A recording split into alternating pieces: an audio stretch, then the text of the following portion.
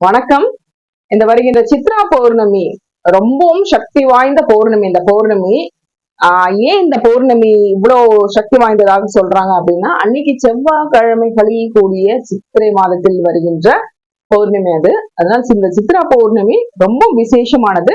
இந்த நாளில என்ன மாதிரி பூஜை செய்தால் நமக்கு கேட்கின்ற, அதாவது நம்ம என்ன வேண்டுமோ அது கிடைக்கும் அப்படின்னு நினைச்சீங்கன்னா, ரொம்ப சக்தி வாய்ந்த பரிகாரம் என்னன்னு கேட்டீங்கன்னா, அன்னைக்கு வீட்டுல காலையில எழுந்து பிரம்ம முகூர்த்த நேரத்துல எழுந்திருச்சு தேங்காயை உடைச்சி குலதெய்வத்திடம் விளக்கு போடணும். அதாவது நெய் இருந்தா நெய் ஊற்றி விளக்கேற்றலாம், இல்ல எங்களால முடியல அப்படின்னா நல்லெண்ணெய் ஊற்றி கூட விளக்கேற்றலாம். விளக்கேற்றி குலதெய்வத்திடம் மனமுருகி நீங்க என்ன வேண்டுறீங்களோ அந்த வேண்டுதல் வச்சுங்க பெறும். நீங்க என்ன வேண்டுறீங்களோ அது கட்டாயம் நடைபெறும். மற்றும் அது மட்டும் இல்லைங்க, அன்னைக்கு இன்னொரு விசேஷமான நாளும் கூட. என்னன்னு கேட்டீங்கன்னா, அன்னைக்கு வாஸ்து நாள்.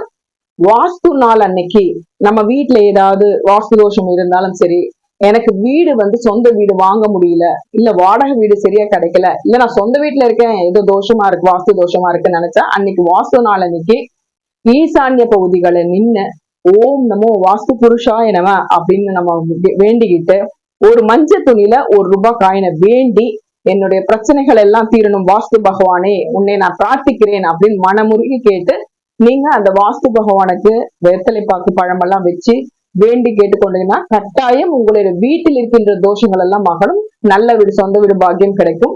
மற்றும் அன்னைக்கு சித்திரகுப்தனுடைய பிறந்த நாளும் கூட. அன்னைக்கு சித்திரகுப்தன் கோவிலுக்கு செல்ல முடியாதவர்கள் கூட வீட்டில் இருந்தபடி ஓம் நமோ சித்திரகுப்தாய நம அப்படின்னு நம்ம வேண்டிக்கிட்டோம்னா, நம்மளுடைய அறியாமல் செய்கின்ற பாவங்கள், அறியாமல்னா சின்ன சின்ன தப்புகள், அதாவது ஏதாவது தெரியாம நம்ம எதுனா நமக்கே தெரியாம சின்ன சின்ன தப்புகள் செஞ்சிருப்போம், அதெல்லாம் அன்னைக்கு அவரை மனமுருகி வேண்டினோம்னா அந்த பிழைகள் அந்த பாவங்கள் பொறுக்கப்பட்டு அவர் புண்ணிய கணக்குல பாவ புண்ணிய கணக்குல எழுதி நமக்கு மோட்சம் கிடைக்கும் சொல்லப்படுது, ஞானம் கிடைக்கும் சொல்லப்படுது. நான் என்னோட சித்திரகுப்தருடைய வழிபாடுன்ற என்னோட வீடியோல நான் போட்டிருப்பேன்.